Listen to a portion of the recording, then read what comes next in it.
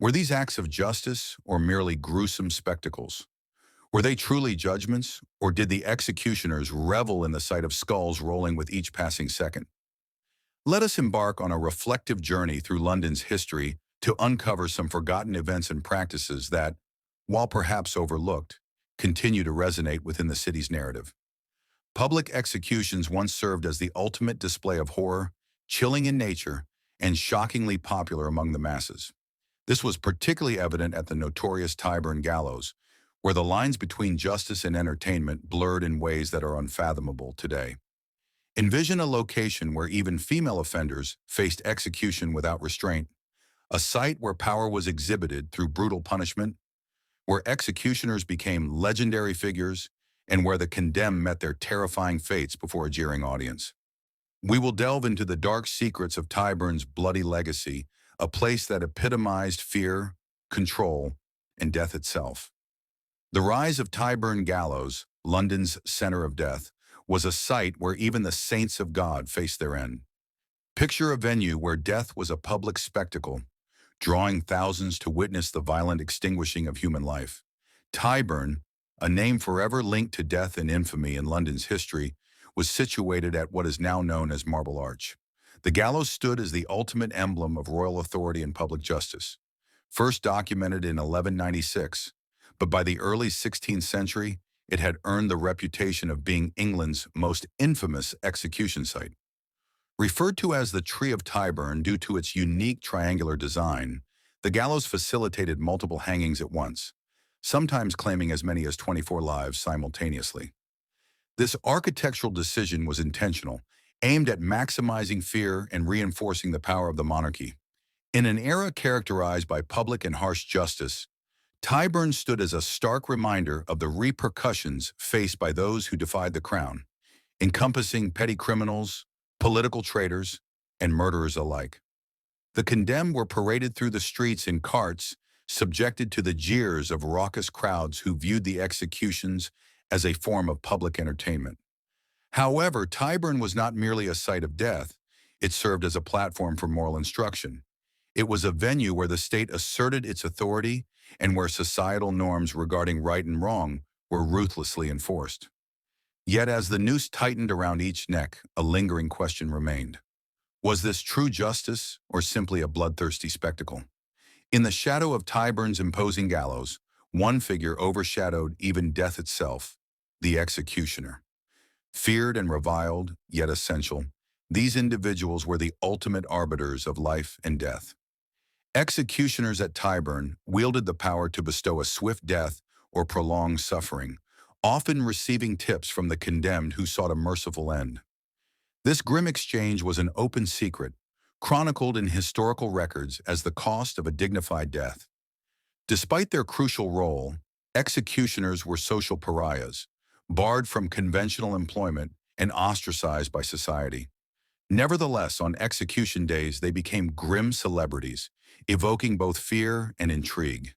They represented the embodiment of state power and human mortality, forever immortalized in the folklore of London's bloody history. Among the many horrific executions that took place at Tyburn, few were as politically charged as the posthumous execution of Oliver Cromwell. In a bold assertion of authority, his corpse was exhumed and publicly hanged before being beheaded in 1661.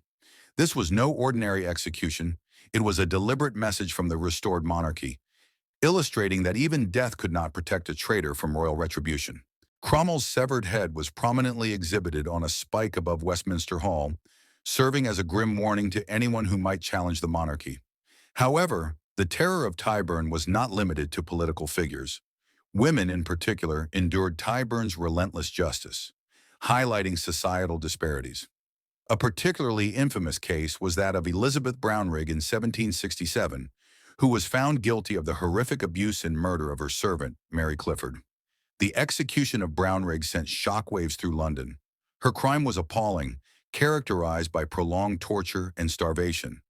The public's outrage was so profound that it ignited discussions regarding the mistreatment of apprentices and servants, exposing the darker aspects of domestic servitude in Georgian England. Her execution was not merely a punishment, it was a public spectacle intended to restore moral order and act as a deterrent.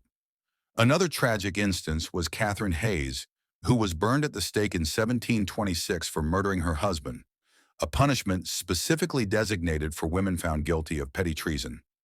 In a gruesome scene, she was bound to a stake, encircled by kindling, and set ablaze.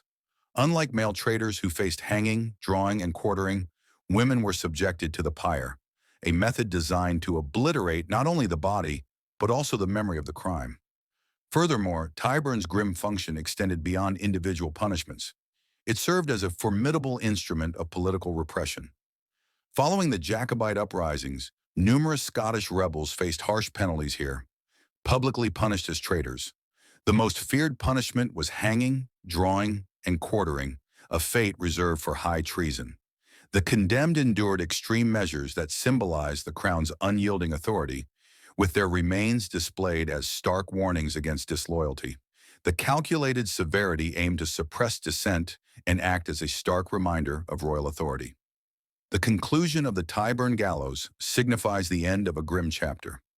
Following centuries of notoriety, the last execution at Tyburn occurred on November 3, 1783, marking the conclusion of an era steeped in bloodshed and public display.